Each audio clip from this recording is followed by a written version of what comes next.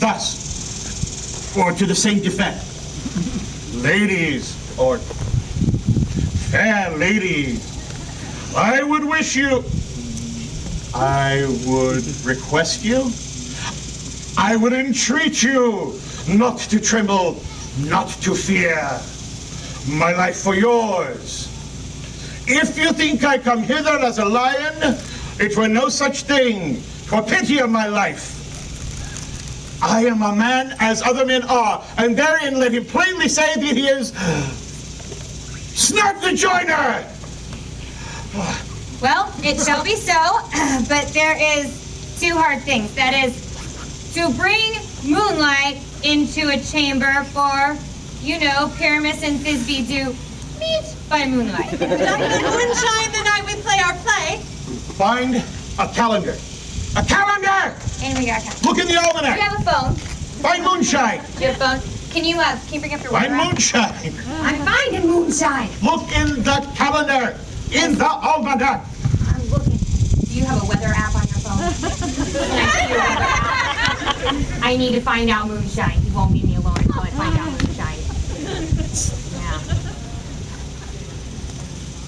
Oh, you turn your phone off like a good patron. Does anybody have a cell phone on? Who do you do? You do. You should have Look turned in it the off. almanac. It does shine that night. Thanks, man.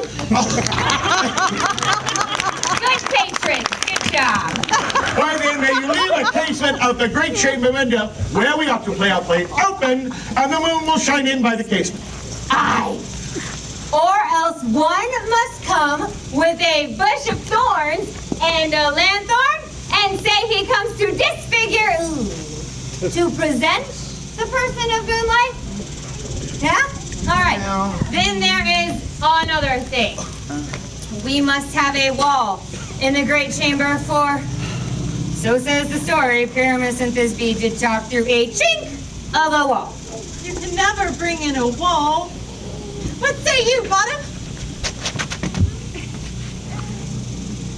Some man or other must present wall, and let him have some plaster, or rough cast, or some other about him to represent wall, and let him hold his fingers thus, and thereby Pyramus and Thisbe, they whisper through the aperture.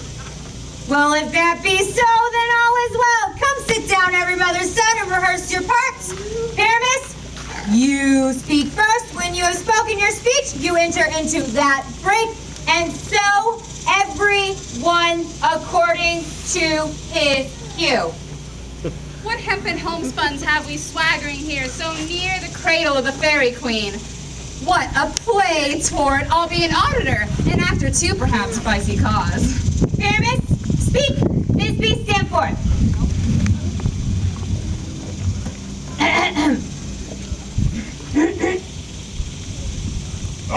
Thisbe, the flowers of odious savors sweet. Odor. Odors, savors sweet. So hath thy breath, my dearest Thisbe there. But hark, a voice. Stay thou but here a while, and by I will to thee appear. A stranger Pyramus and air played here. Must I speak now? Aye, marry must you, for you must understand he goes but to see a noise he heard and is to come again. Most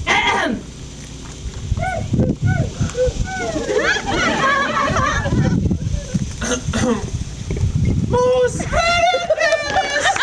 Most white in you!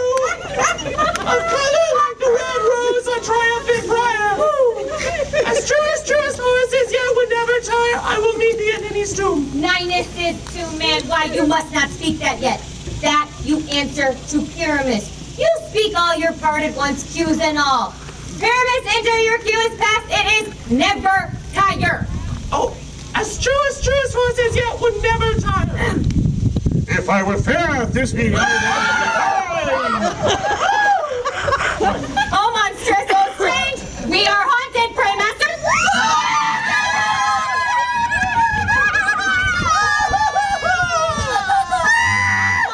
I'll leave you about around the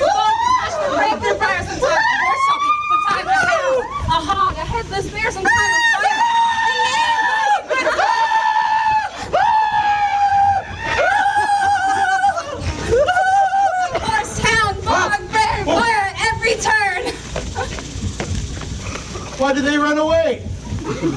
This is the knavery of them to fright me if they could. Autumn, thou art changed.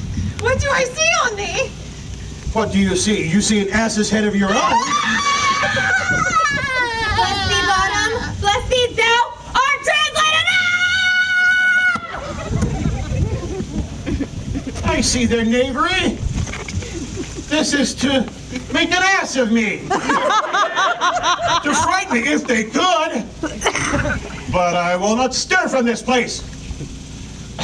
I will walk me up and down, and I will sing to show them that I am not afraid. You so cock, so black of hue, with orange Tony Bill, the throstle with his nose so true, the Reno little quill. Wakes me from my flowery bed. The finch, the sparrow, and the lark, the plain song cuckoo gray, whose note full many a man doth mark, and never dares answer nay.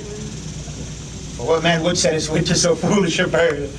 Who would give a bird the lie, though he cried cuckoo never so? I pray thee, gentle mortal, sing again. Mine ear is much enamored with thy note. So is mine eye enthralled with thy shape. And thy fair virtue's force. The force doth move me on the first look. To swear I love thee. Methinks, mistress, you would have little reason for that. Though, in truth, reason and love keep little company these days. And more's the pity, for some honest neighbors will not be made friends by this. Thou art as wise as thou art beautiful. Not so neither. Though if I had wit enough to find my way out of this wood, I would have enough to do my own turn. Out of this wood do not desire to go. Thou shalt remain here whether thou wilt or no. I am a spirit of no common rate. The summer still doth tend upon my state. And I do love thee, therefore go with me. I shall give thee fairies to attend on thee. They shall fetch you jewels from the deep. And sing whilst thou unpressed flower dost sleep. And I shall purge thy mortal grossness, so that thou shalt like an airy spirit go. Peas blossom, mustard seed, cobweb. Ready? And I. And I. Where shall we go? Be kind and courteous to this gentleman. Hop on his walks and gambol in his eyes. Feed him with apricots and blueberries, purple grapes, green figs, and mulberries. The honey bag steal from the humble bee. And as for night tapers, crop their waxen dyes, and light them in the fiery glow one's eyes. To have my love to bed and to arise, and pluck the wings of painted butterflies, to fan the moonbeams from his sleeping eyes. Nod to him, elves, and do him courtesies. Hail, little! Hail! Hail! I cry your worship's mercy heartily. I beseech your worship's name. Cobweb. I should desire of you more acquaintance, good Master Cobweb. If I cut my finger, I shall make bold with you. Your name, honest gentleman? Peas blossom! I pray you commend me to Mistress Squash, your mother, and to Master Peas called your father. I should desire more acquaintance of you, too. Your name, I beseech you, sir? Mustard seed. Oh, good Master Mustard Seed. I know your patience well. That same cowardly ox beef hath devoured many a gentleman of your house. I promise you, your kindred have made mine eye water, and now I shall desire of you more acquaintance too. Come, wait on him. Lead him to my bower. Methinks the moon looks with a watery eye, and when she weeps, weeps every little flower, lamenting some enforced chastity. Tie up my lover's tongue and bring him silently.